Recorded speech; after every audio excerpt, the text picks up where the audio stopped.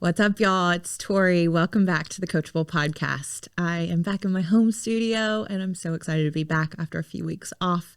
It feels just different energy when you're in that place that you feel safe and you feel connected and you feel just like at home, you know? And that's what this place has meant to me, and I'm just excited to be back. And it's just me today in the studio, but I wanted to talk about a topic that I think so many of us, men and women, go through and experience, and that is how to spot if someone is emotionally unavailable before you get hurt. If you are someone who's dating, you are looking for your person, your partner, if you're calling in your king or your queen, then you are someone who's looking for a serious commitment of some kind. And that requires somebody to have an open heart, a willingness and intentionality that they're going about dating and pursuing partnership. And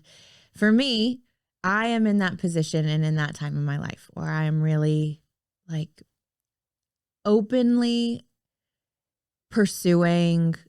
I wouldn't even say pursuing, but I'm just like, if I'm going to be dating, it's with a lot of intention because I am ready for my person. And that is all said. And I've like made some mistakes along the way. I've had to kiss a lot of toads. I have met some really incredible people who've been wonderful mirrors and taught me so many lessons. And at the same time, I've gotten hurt at times too, because I've fallen for or caught feelings for and connected with people who I thought were ready for what I was ready for.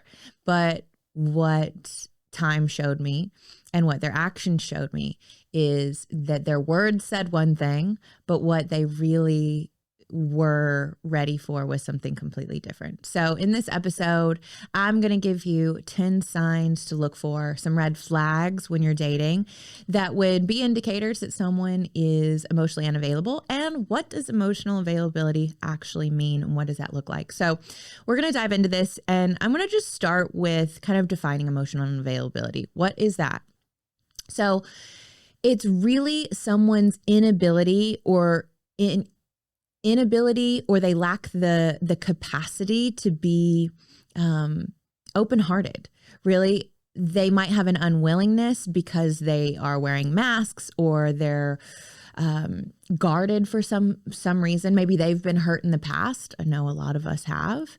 If they're coming into dating or a relationship with, unhealed wounds, unhealed trauma, maybe they're just still grieving. Maybe they don't even know that they're still grieving old relationships or old connections.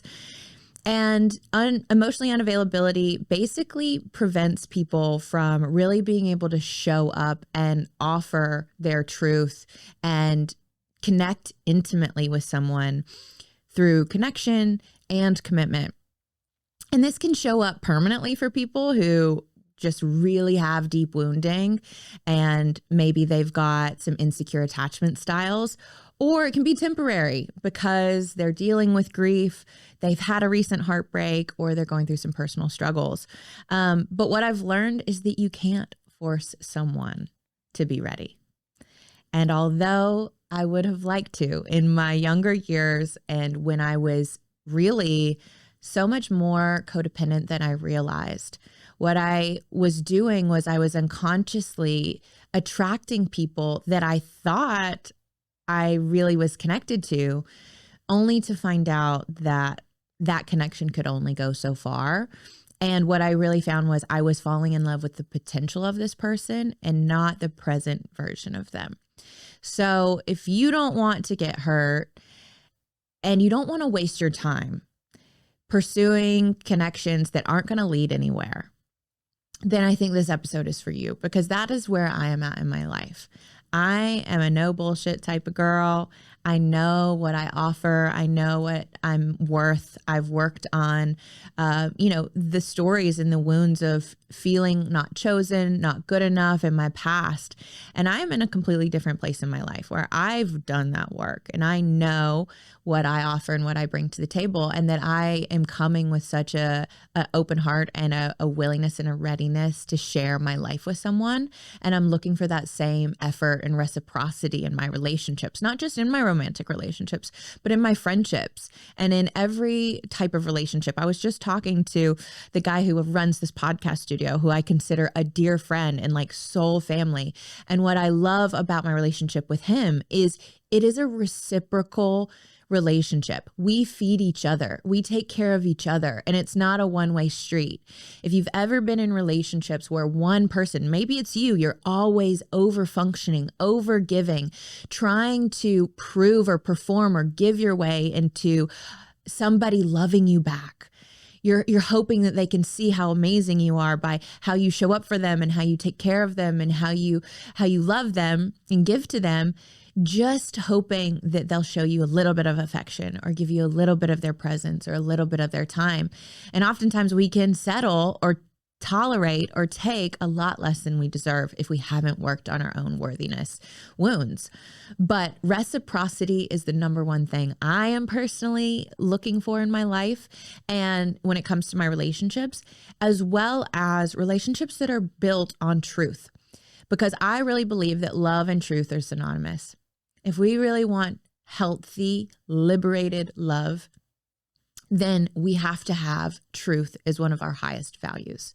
We can't be living in illusion. We can't be lying, pretending, faking it, just showing certain cards so we can, make someone like us. That's manipulation, right? And it's sometimes a unconscious form of manipulation that we use to get attention or to be chosen or to be liked. But ultimately, the season of life I'm in is all about freedom and liberation in love. And so that's what this episode is all about. It's something I've actually been teaching a lot about inside my Revive Women's monthly membership.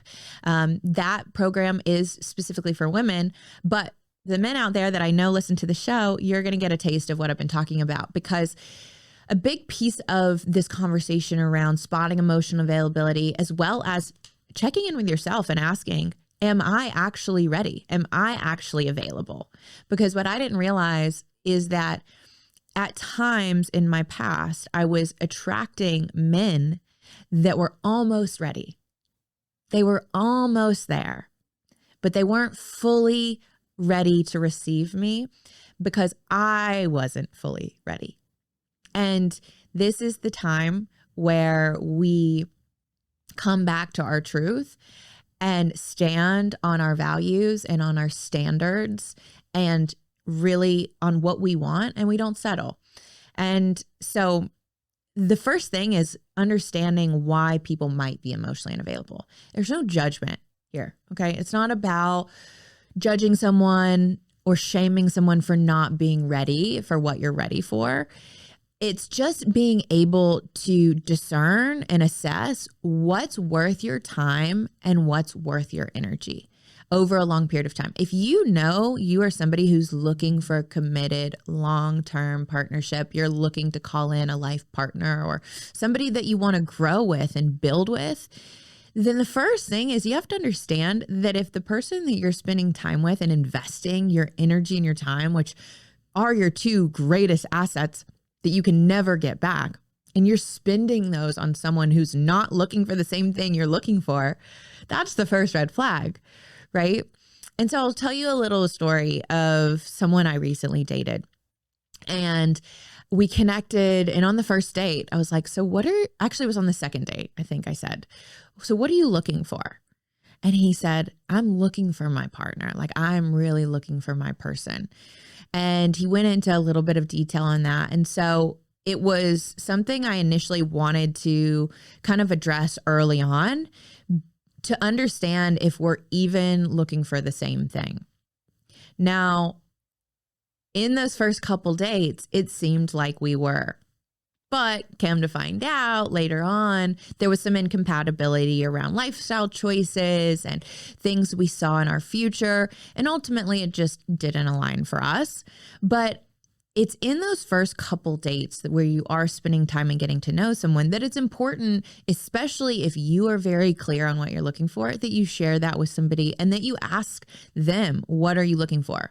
Because if you're waiting for them to tell you, or you're just like, they're like, I don't know, like I'm open to love and I'm open for commitment, but I'm also like just looking to have fun or just looking to meet people, or maybe I'm just like visiting town and I'm just trying to have a good time.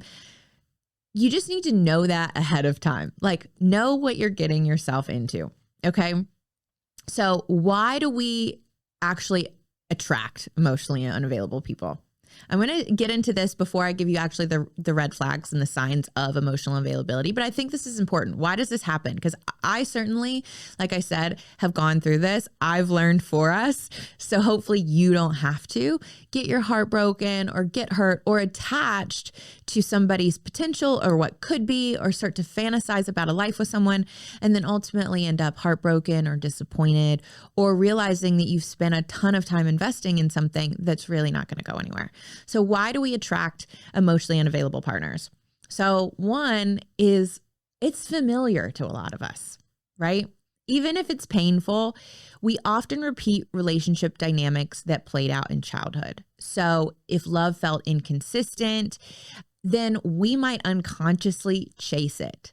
So if you notice you're the one that's always trying to stoke the fire, see someone, keep the conversation alive, notice like if you were to stop all of that, would the conversation or the connection kind of die? Right? Are you the one that's continuing to give and to stoke the fire of that connection? And thinking back to your childhood, was there a parent or a caregiver in your life whose attention or presence that you craved but couldn't fully get it? Where you were always trying to perform or to get their attention, or maybe act out in certain ways. Maybe you've noticed that you create chaos in your relationship as a way to garner affection or get attention in your relationships, right? These are all patterns that come and stem from our childhood. So a lot of times it's a familiar feeling that maybe someone's physically present with you, but they're not emotionally available or attuned to you, right? I know that there's no worse feeling for me personally than being in a relationship, especially laying in bed next to someone at night and feeling completely disconnected from them, right? They're physically present, but the emotional and spiritual connection is not there, where you feel more alone in that relationship than you do when you're just by yourself, right? And so sometimes that could have been the unconscious thing that you were feeling when you were a kid. I know for me, there were my parents were extremely present. They did so much for me, but I emotionally processed a lot on my own. When I was going through something, I was in my room with the door closed, processing that.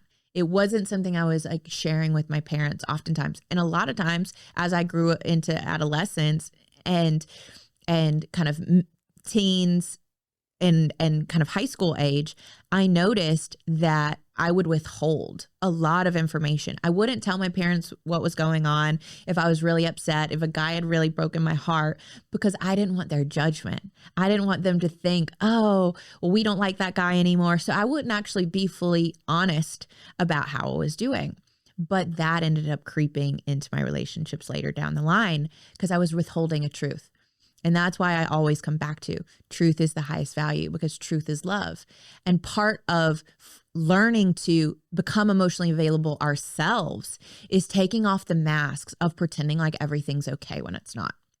Taking off the mask of acting like you like something that you don't, saying yes to things that are really a no for you, right? These are all examples of that, and coming back to standing on your own truth and being able to be authentic in any of our relationships. So a lot of times we do it because it's a familiar pattern that we're playing out.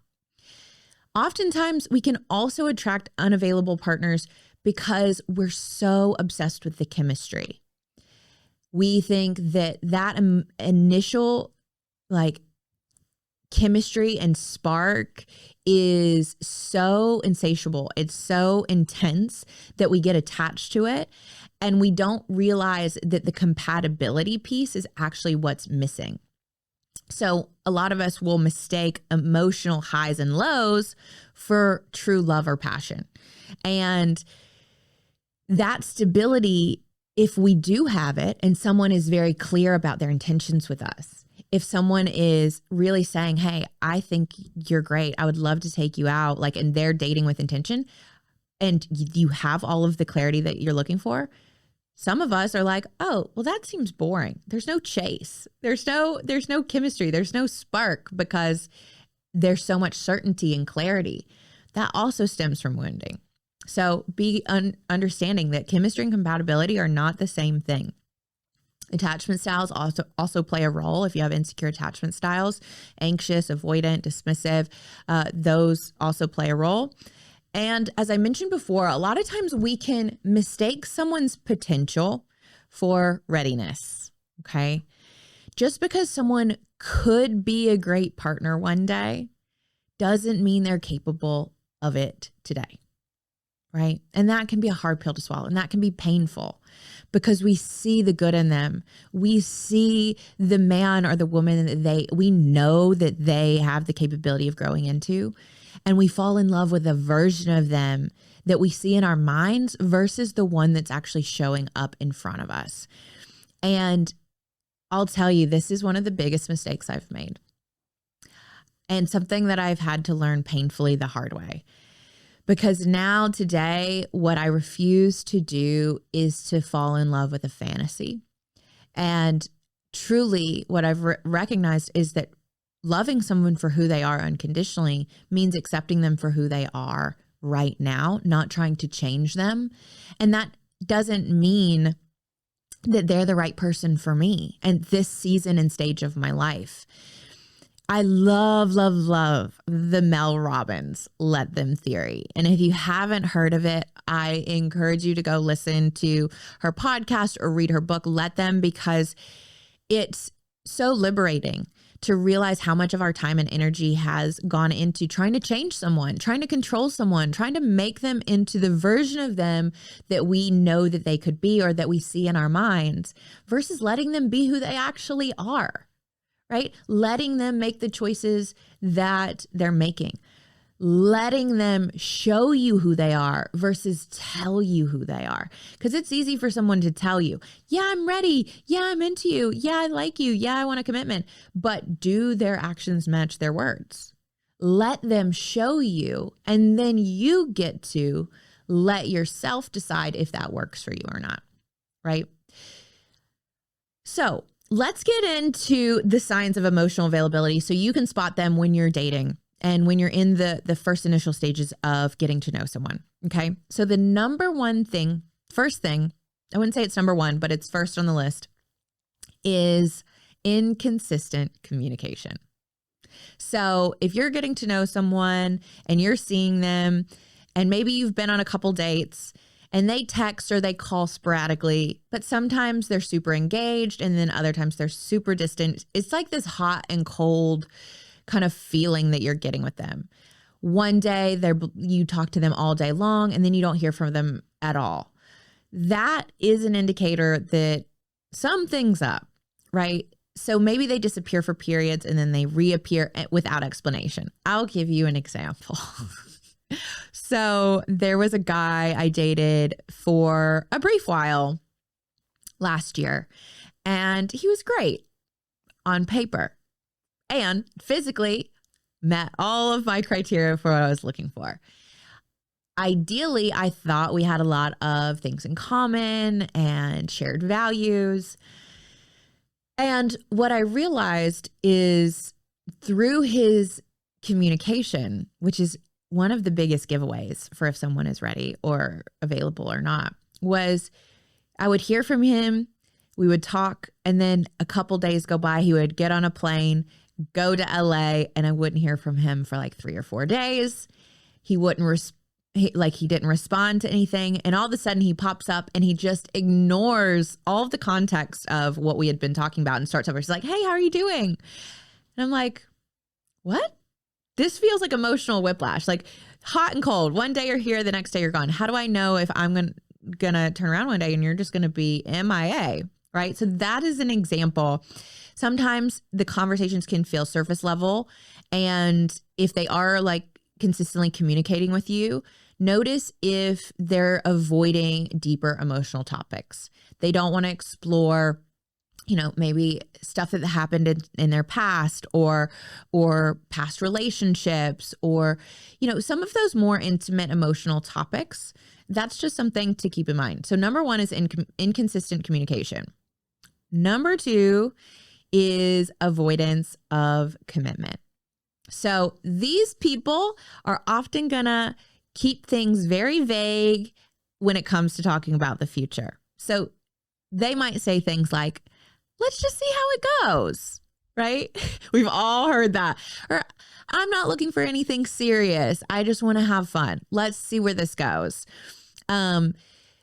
Oftentimes there is, especially if you're working with or you're dating someone who is more insecure, avoidant in their attachment style, if you lean to be more anxious, then it's the anxious person that's always trying to put a label on things, especially pretty quickly. They're like, what are we? Is there a future? Are we headed in some direction? And then the avoidant or more emotionally unavailable person is resisting labels or taking the next step. They're just like, let's just take our time, take it slow. But maybe that taking our time and taking it slow period has been months at this point, and it doesn't seem like any commitment is on the horizon. And they might even express a fear of being tied down or say they really aren't ready for anything serious. What I'll say is, if someone says this, believe them. Believe them. Don't hear this and be like, oh, but if once they get to know me, they're going to be ready for something serious. Or I'll be the one to show them that they're ready for a relationship. No. We're doing ourselves a disservice. And if someone is telling you they're not ready, they're not ready. Okay. No amount of loving them or performing or being, showing up as the best version of you will make someone ready who's not ready. So if a man or a woman is not clearly communicating that they're ready for a next step, then they're not. And it's best to take them at their word and realize when that's time that connection has kind of run its course. And you can either, if you're ready, like if you're okay with being friends, then great, have a connection if you really have a connection with this person, but understand that it's not going to go any further at that point. It's when you're attached to an outcome and you're refusing to let that go, that a lot of times that's when people get into situationships that have been going on for a long, long time. Like I know girls, if you scroll through TikTok and they're like, oh, I'm ghosting my situationship of over a year. Like, I don't know about you guys, but I don't have a year to waste. I don't have 6 months to waste. I don't have a month of my time that I'm willing to waste past the expiration of knowing someone's not looking for or ready for what I'm ready for. And I would rather be alone than be with somebody who is stringing me along, breadcrumbing me, giving me just enough to hang on, but ultimately isn't going to lead to what I'm looking for. Number 3 of signs of the emotionally unavailable man or woman is difficulty expressing their emotions. Now, this is a big one for a lot of people because a lot of us, frankly, didn't learn how to express ourselves emotionally because of the way we grew up. Like I said, this has been something, when I talk about doing the work on myself, it's around this, how to show up authentically, how to share my needs, wants, and desires with people in my life, including my friends and family, how to even know what those are, how to be vulnerable and say, hey, I really care about you. I've really enjoyed my time getting to know you. I would love to, take this connection further. That's vulnerable. Right? That requires you to put yourself out there. And a lot of times, if they are emotionally shut down or guarded or their hearts are closed, they're going to have a really hard time talking about their feelings. They're going to shut down the conversation around these things, and they're going to change the subject. So when you express your emotions, notice if this person that you're seeing dismiss or minimize this, and they're like saying things like, oh, you're just overthinking it. You're making a bigger deal out of it than it really is. Or it's not that serious. How many times have we heard that? Indicator of they also struggle, not just with expressing their own emotions, but they don't know how to handle yours. They don't know how to hold space for your emotional vulnerability. And maybe that overwhelms them or floods them. And sometimes it's not necessarily because they don't want to be connected. They just don't know how. They don't have the capability, they don't have the capacity, and they don't have yet the tools. And although if you're an empathic, compassionate person, it's easy to be like, well, I can teach them. You're not their coach and you're not their therapist. You deserve someone who can meet you at the level that you're meeting them. And although that can be difficult to walk away, it is not your job to teach someone how to express themselves. So also notice in terms of this one, if they often use a lot of jokes or sarcasm as a defense mechanism instead of being vulnerable. I dated a guy who was a straight up comedian. He was great. It was one of the best things about him. But what I noticed is that he would revert to sarcasm and jokes as a way to lighten the mood when things felt a little heavy or intense or vulnerable. And it was actually through noticing that over time that I'd realized actually he's got a lot of unprocessed grief, and that feels too tender for him to access. And so he uses humor as a mask. And it is one of the masks that we use as emotional armor to not feel our pain. Now, again, we can have all the empathy and compassion in the world and understand why someone might be that way, but it is an indicator that they might have some stuff that they haven't fully processed. Okay. Another one is hot and cold behavior. So again, this kind of goes hand in hand with inconsistent communication, but one day they're super into you and the next day they're aloof and distant, right? They create emotional intimacy. And they're like, maybe they're even love bombing you or telling you how great they are, how into you they are. And then when things get too close and too intimate, they pull away. And that's the moment things start to feel serious. And now all of a sudden you're like, wait, where'd you go? I thought we were having a great time. I thought we were connecting. I thought we were building something. And now you're wondering and you're questioning, did I do something wrong? What happened? Right? That hot and cold is a very tricky place to be because it can start to be an indicator that they're giving you just enough. It is this avoidant trap where they come close and then emotional intimacy feels too much and then they run away. And if you are secure in yourself, you will not tolerate that behavior for long. It's actually those of us who are more anxious in our attachment style that will deal with that push and pull. And then we get into a dance that we do not want to be in, where we find ourselves needing to like prove or convince someone, or then we go into hyperfixation and rumination about thinking about everything that we said or everything. Where did I go wrong? Did I say something? Did I do something? But oftentimes it has nothing to do with you. It's just their system is getting flooded and they're feeling overwhelmed by that closeness or the seriousness of it. And then they feel the need to distance. And again, this is just an indicator that maybe they're not fully ready for what you're ready for. Some people even enjoy that chase, right? And there are people who truly love the honeymoon phase so much because it's in the honeymoon phase that everything feels so good and exciting and fun and light and playful and passionate and sexy. And then the moment things get a little bit more challenging or having to go deeper or having to be a little bit more honest or real, or maybe we're introducing our friends or our family, all of a sudden they clam up and they're out the door. So notice that if it's happened to you or if you're somebody has done that in the past. Again, There's no judgment when I say any of this. This is all about self-awareness, understanding ourselves more and understanding those in our lives so that we can live in reality, not in the fantasy, not in the illusion, not in the dream world of hoping and praying that our partner is just going to come and manifest themselves, but like being responsible with our choices and who we're choosing to invest in and how we're choosing to show up, what we're choosing to tolerate and what we're not. Okay.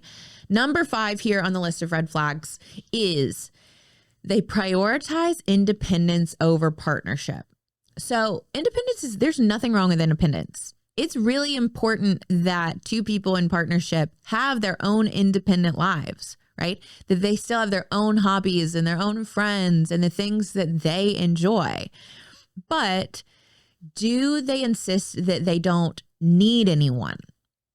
Actually, that they value their space so much that they're kind of like a lone wolf and they actually don't have a ton of intimate connections or friendships in their lives. So notice that. Do they not have a lot of other people, a community and connection, or do they kind of live isolated and you're maybe one of their own connections? Do they avoid making plans in advance or integrating you more into their life? That is also an indicator. And do they get uncomfortable when things feel too emotionally intimate? So those are things to notice. Number 6 is they have unresolved emotional baggage. Now, here's the thing. If you've been in a relationship of any kind or been hurt in the past, you've had emotional baggage. Now, this brings up the conversation. Do you need to be fully healed to be in partnership or to be dating? Or do you need to fully love yourself before you can love someone else? And I think it's somewhere in the middle. You need to have a solid relationship of understanding who you are, your patterns, your habits, your past trauma, your tendencies, and have skills and tools and awareness on how to work with that. And if you have a lot of unresolved baggage, if you are jumping into a relationship right after your last one, like if this is a rebound, or you've recently lost someone in your life that's meaningful to you and you haven't been able to process that, or you've been through a lot of challenging things and you haven't taken time to do any internal healing work, then oftentimes that unresolved pain or anger is going to start to seep out and show up in other ways. The thing is, people and partners and relationships are mirrors. So they make you look at yourself and see yourself in a way that you haven't seen yourself before. Because I think I've said this on the show before, like I can't see myself. I'm looking into a camera right now, but I can't see my own face. Like I don't know what it's like to be like, for me to interact with myself. You know, as a viewer, what it's like to receive me, my energy, my openness. Like you guys know what it's like to be around me or to know what I'm like. I only know what it's like to be inside of my experience because I can't zoom out. I can't have that other perspective. So when a partner or a date, like someone you're dating comes into your life, they hold up this mirror and they show you parts of yourself that you haven't seen before. And sometimes that can be confronting and it can show us that we've got unresolved stuff that we haven't processed. And actually in this relationship this guy that I was dating not too long ago, I was able to see things in his life that he wasn't able to see for himself and vice versa. And that's the beauty of dating and relationships.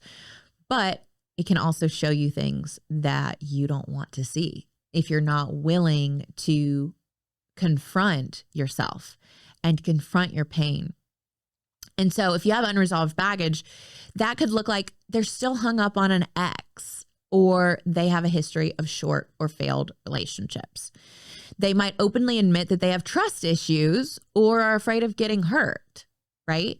So the ways that can show up is they're constantly questioning you about things. If they're going through your phone, if they're jealous or controlling, oftentimes that stems from unresolved emotional wounds and trauma. Or they might be grieving the loss of a family member or a sibling or someone close to them. And that might just temporarily put them in a place where they need to actually focus on their own healing for a little while. And that's okay. Number 7 is they struggle with empathy or emotional support. So in this one, the important thing is, how do they respond to you when you're having an emotionally hard time? Or when you share something vulnerable, do they respond with logic or emotional support?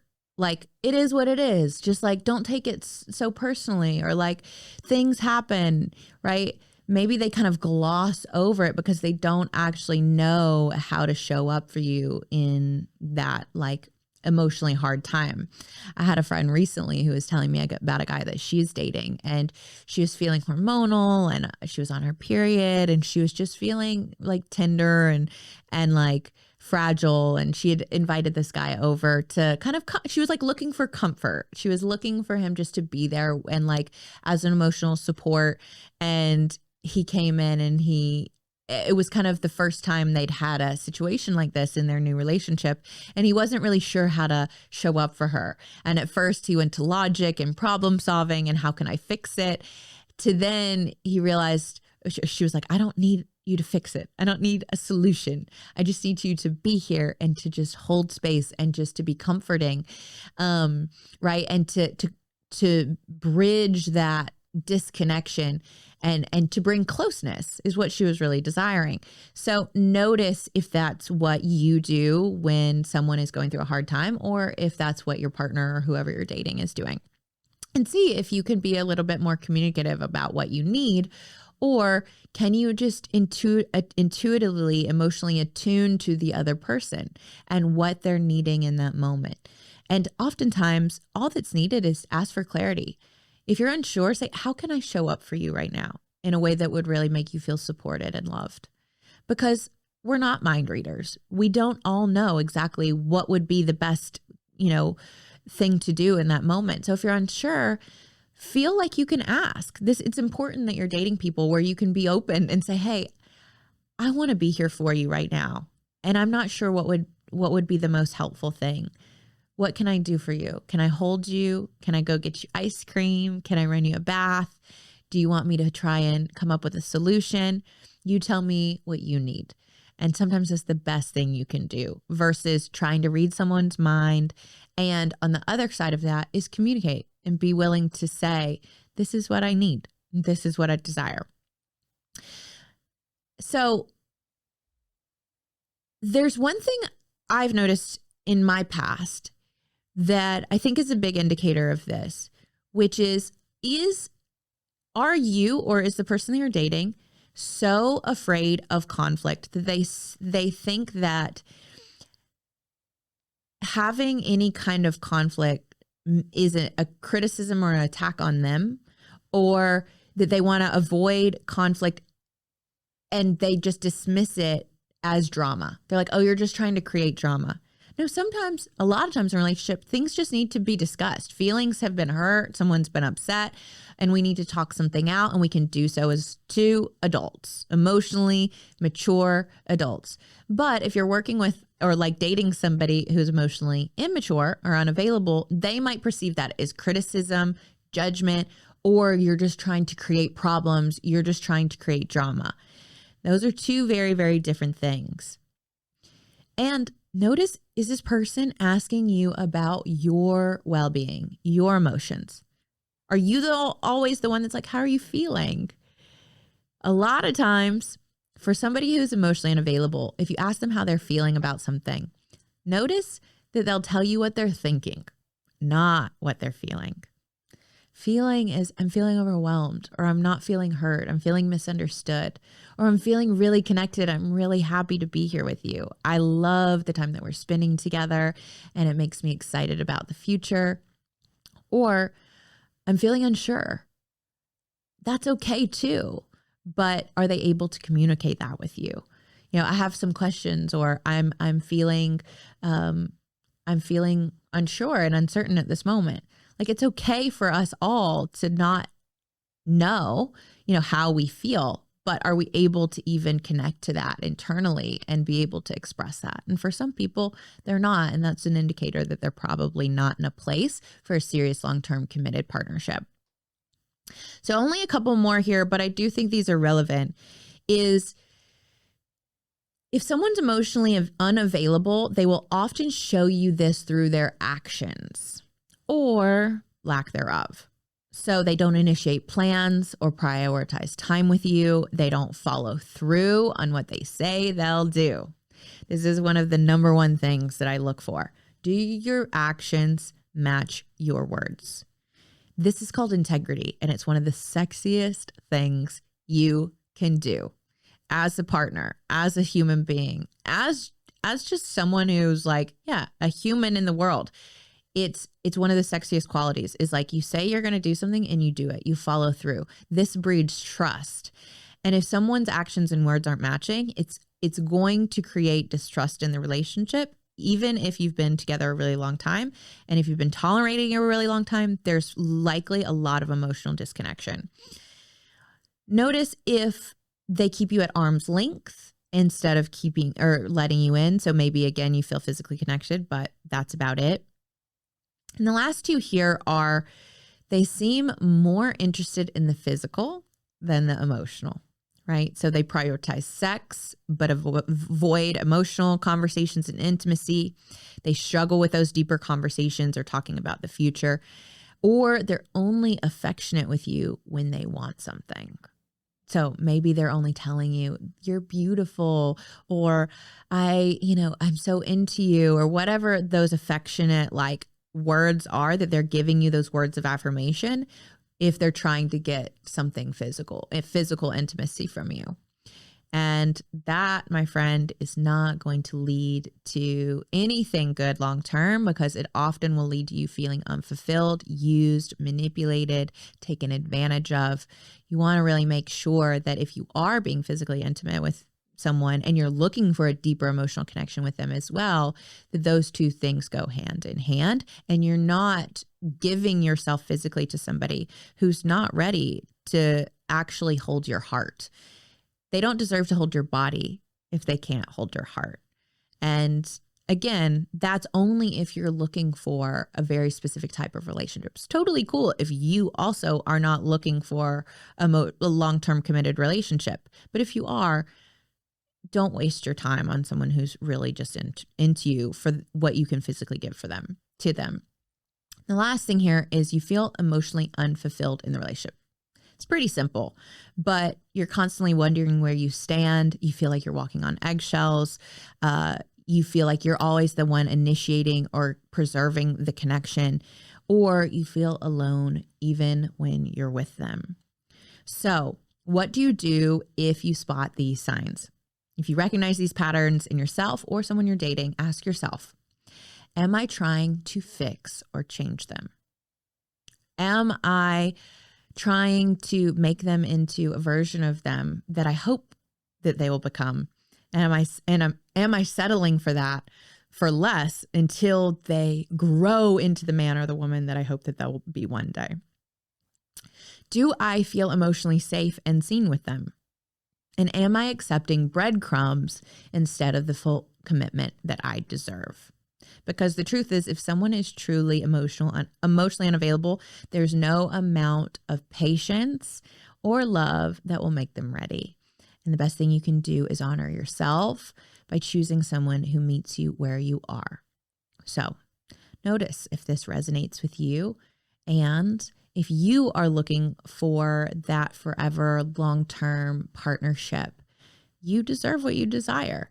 And the closer you're going to get closer to that, the more you listen and honor your own truth versus falling in love with potential, putting in way, way too much time with somebody who's already shown you what they're available for.